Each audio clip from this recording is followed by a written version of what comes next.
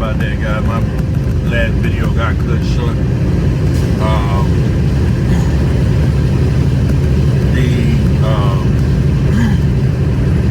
Back to the Georgia Bulldogs, man. This is the defense they have now, man, can be special. They can be special. They got the personnel and the coach to be special. Whether their offense can keep up with top tier offenses in college football or come close to it is going to be the difference in whether or not they're able to win the national championship or not. It's you got a tough game coming up this week versus Tennessee. I think Tennessee is ranked like, I think 14. Maybe 4, I think 14. It's either 14th or 11th, I'm not sure, but I'm thinking 14. But Tennessee doesn't commit penalties to beat themselves, and they have two backs to be able to run the ball on. They recruited well enough. The offensive line, I know the Cade Mays thing kind of put a damper on the offensive line, because Cade Mays is a top tier talent. Even after this, I'm not even sure he'll be back, even though he didn't play this year. He hasn't played this year.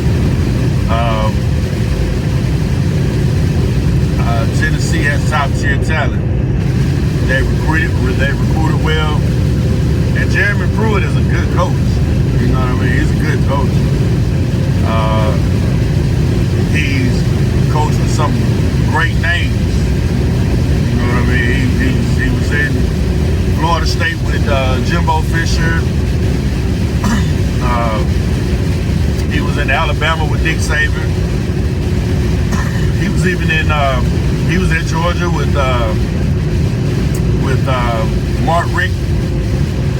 So I mean, he's had some opportunity to learn from some great coaches and be a great coach himself from a defensive standpoint, a defensive coordinator.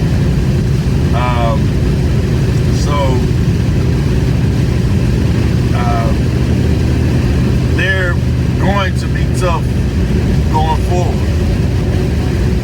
I don't know if the QB, Garantano, is going to be able to stand up to that type of pressure.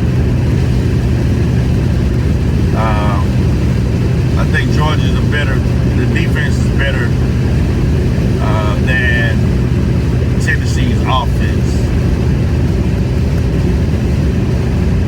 Don't know how much I can say about Georgia's offense versus their defense, though. Remains to be seen. I want to say that, yes, I'm a homer. I am a homer, but I'm realistic about sports. I don't just because I'm a homer, I'm gonna throw out there Georgia's gonna win. But I do think Georgia is gonna win. I think Georgia's gonna win, and I think they win by at least 10. Until I see somebody consistently able to move the ball on this defense, and I know this is a short, very short sample size with just 2 games, but Auburn wasn't able to move the ball on Georgia. They weren't able to score on Georgia. And had it not been for Bo Nix just being uber athletic and being able to get outside of the pocket and throw the ball away, they would have eaten Auburn lunch and dinner. They would have scored 50 on them. But Bo Nix is athletic, and he was able to move and keep some drive going that other quarterbacks are not going to be able to do. I think Florida's going to be a big test. It's a winnable game, but it's also a game that you can very easily lose. You know what I mean? Florida's offense is going to be tough, man. They are rough. Florida's offense is, you know, he bordering on that Steve Spurrier 1997 Gators, 96-97 Gator numbers. So that's a tough one. But Kyle Trask is not a very mobile guy. So,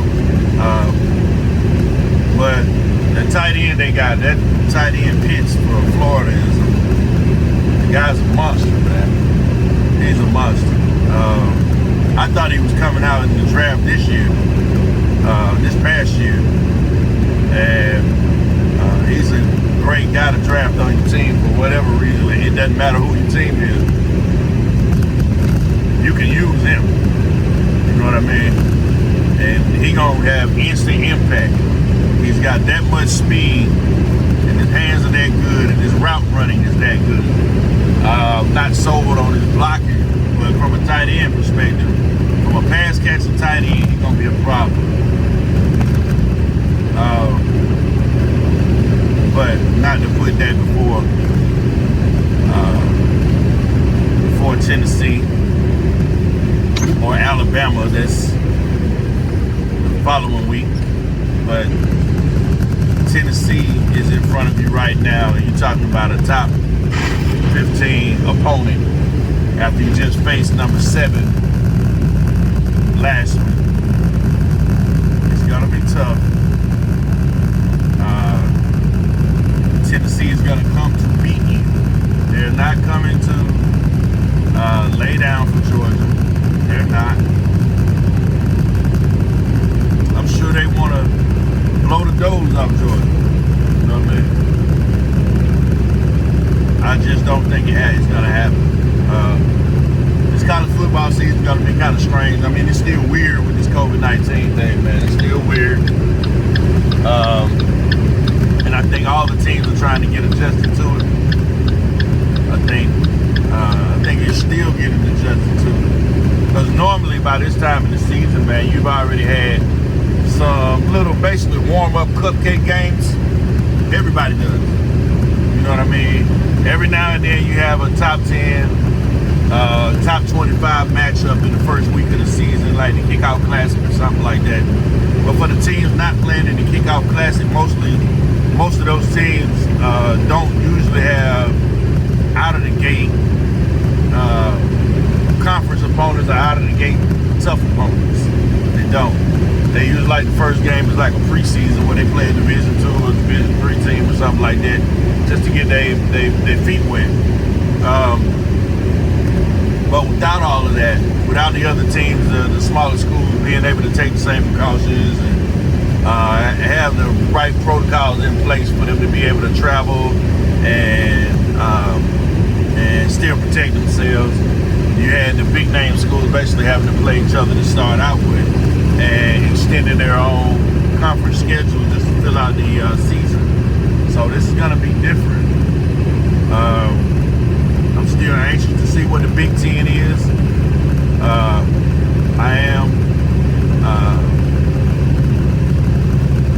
anxious to see what the Pac-12 is if they decide to play.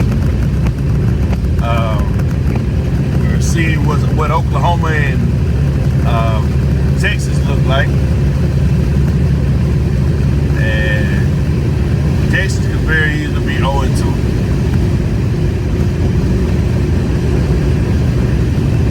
Oklahoma lost to Kansas State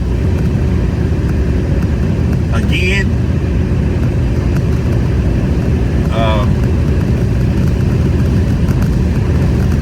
So this college football season is gonna be kind of strange, man. It's gonna be kind of strange. You got Notre Dame out there, just lurking in the ACC. they're gonna have a problem with Clemson. ACC looking strong this year, actually. With Clemson, with Miami, and Notre Dame. That's the pressure. I think Clemson and Miami play this week. I'm gonna go with the upset for Clemson. I'm picking Miami in the game, man. I'm picking Miami in the game. Miami by a field goal.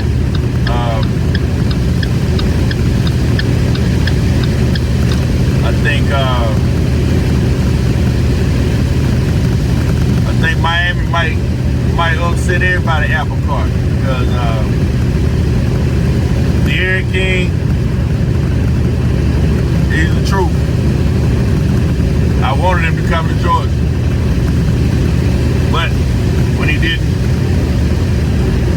I was happy to see Jamie Newman, and then he opted out. But I mean, that's here nor there. You know what I mean? He played with who there. So, and Stetson Bennett did a great job the last couple of weeks. You know what I mean? So you can live with that, with the W.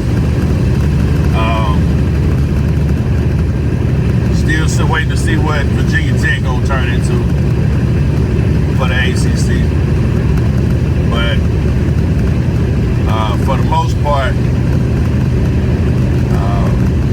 because you haven't seen Ohio State, because you haven't seen Michigan, because you haven't seen Penn State, and you haven't seen those guys out west, you know what I mean? You've seen Oklahoma State, though. Oklahoma State look like the champ. They looking good. You haven't seen Oregon, though.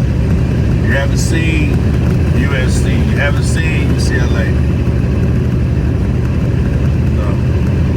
You haven't seen Cal and Washington and those guys. I mean, not saying that they're gonna come in and be number one in the nation, but I mean, all of that factors in when you start talking about college football. Man, everybody has an opportunity to have some representation in there. So, and anybody has an opportunity to beat anybody. I think the SEC is a better conference top to bottom. You know, on an individual basis, any team can beat anybody. You know what I mean? I think Justin Fields getting out there on the field at Ohio State gonna be a problem for whoever they play. But Ohio State has lost a lot of talent to the NFL the last 2 years. They just start. Alabama lost a lot of talent to the NFL the last, well, they've been there, but they seem to reload every year real good.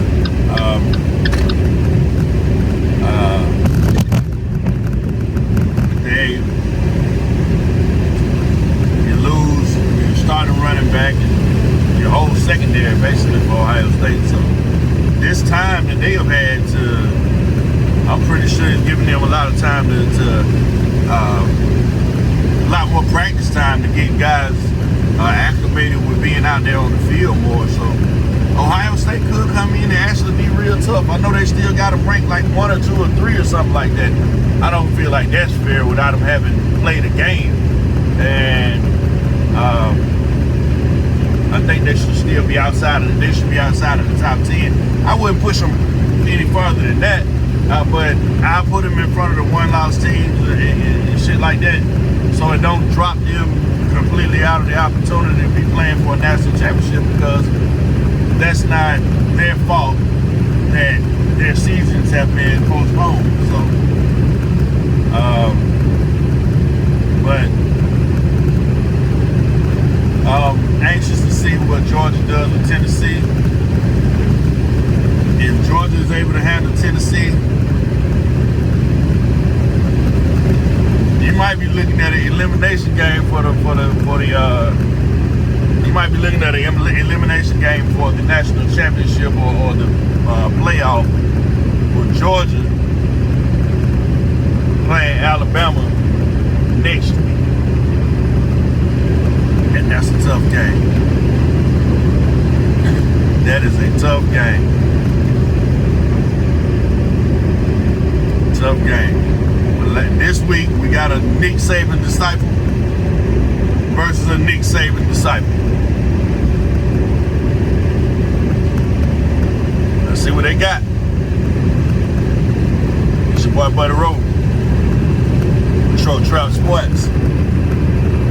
We'll holler at y'all in a minute.